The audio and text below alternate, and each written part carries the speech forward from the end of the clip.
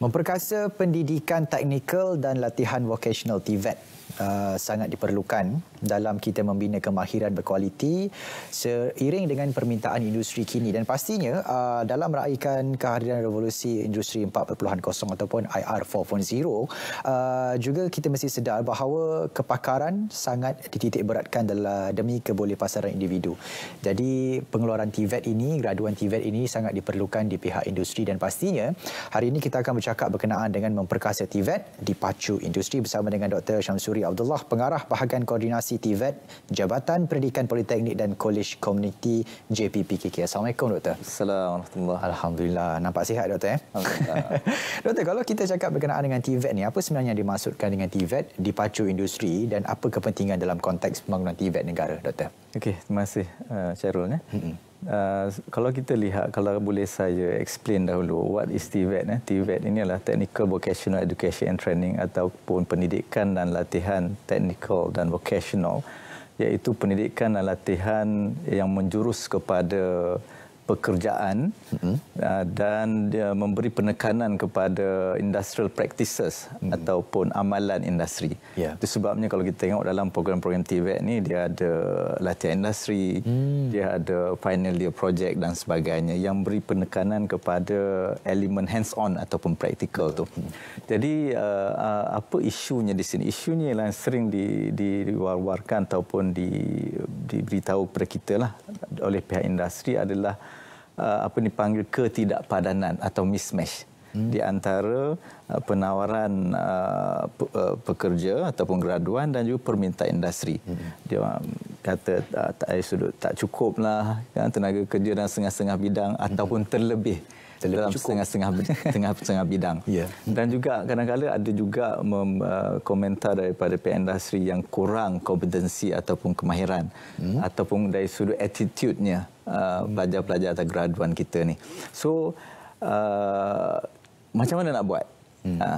Nak menangani masalah ketidakpadanan ini. That's why kita perlukan penglibatan industri ini lebih terlibatlah dalam penghasilan graduan-graduan kita. Maksudnya bukan hanya setakat pihak industri menerima saja tanpa memberi input. Sejak daripada mula, dari sudut pembangunan kurikulumnya, program-program kebolehpasarannya, latihan industri dan sebagainya. That's why kita tengok dalam negara-negara maju seperti di Jerman, di negara Skandinavia, pihak industri ini memainkan peranan besar sampai mereka boleh menentukan soalan apa yang perlu ditanya dalam peperiksaan. Jadi dalam RMK 12 misalnya telah menyatakan, RMK 11 lagi sebenarnya, perlunya penglibatan yang lebih menyeluruh oleh pihak industri dalam rantaian nilai penghasilan graduan itu. Maksud daripada student masuk ke institusi pengajian institusi TVET sehinggalah mereka bergraduat.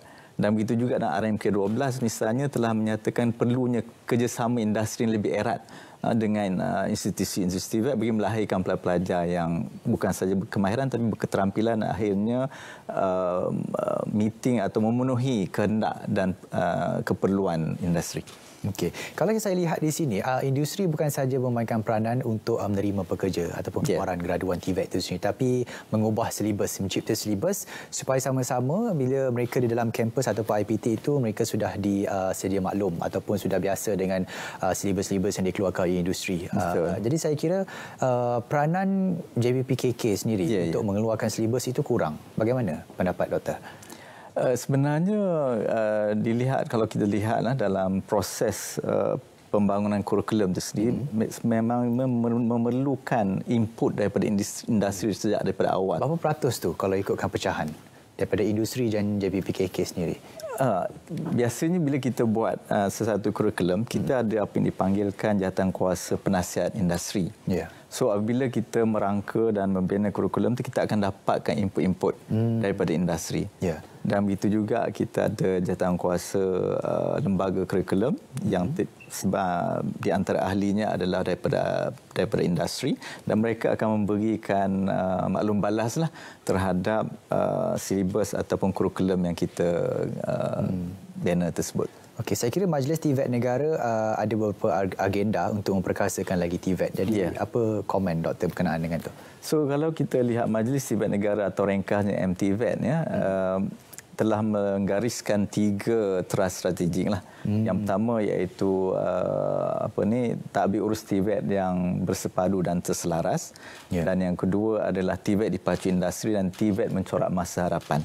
So kalau kita lihat isu yang kita dapati sekarang ini ialah sebenarnya lama dah lebih daripada at least 11 kementerian yang menawarkan TVET. Jadi sudah tentu di sana mungkin ada some duplication dan sebagainya.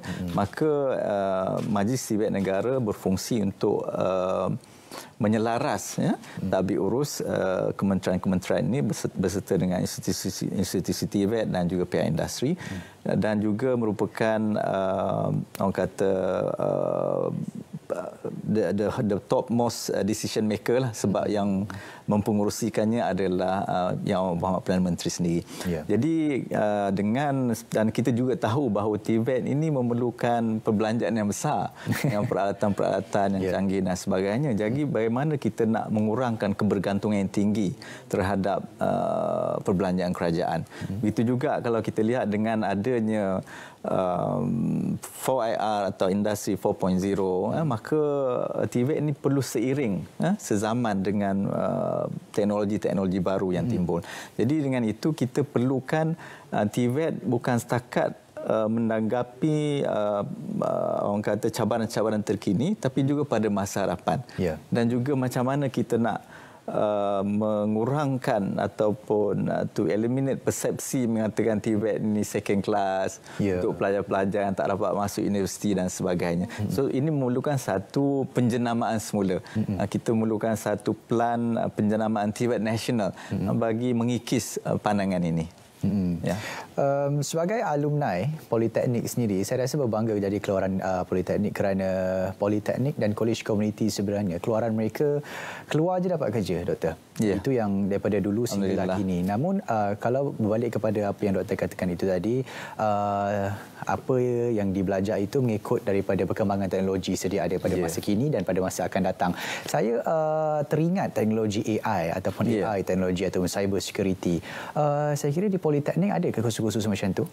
Ada. Kita ada misalnya di beberapa buah Politeknik, misalnya yang sebelum nyatakan Politeknik Mersing menawarkan program dalam cyber security. Malah mereka mempunyai Cyber Range Academy yang melatih pelajar-pelajar bagaimana nak orang kata to produce misalnya virus dan antivirus ataupun cuba menangani permasalahan-permasalahan tersebut.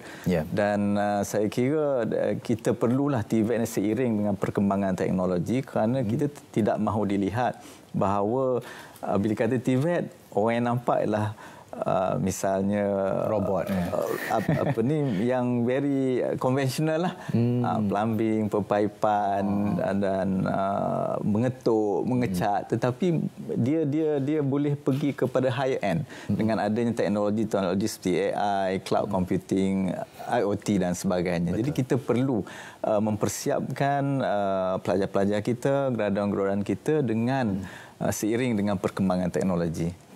Saya kira Politeknik berada di landasan yang sangat tepat kini untuk sama-sama katanya bergerak seiring dengan kemajuan teknologi. Dan ikutkan tadi di Politeknik Mersing ada cyber security kursus yang diperkenalkan, dan saya kira beberapa tahun saja lagi Politeknik bakal mungkin akan buang kursus-kursus sedia ada dan akan tambah kursus-kursus baru seiring dengan teknologi kini.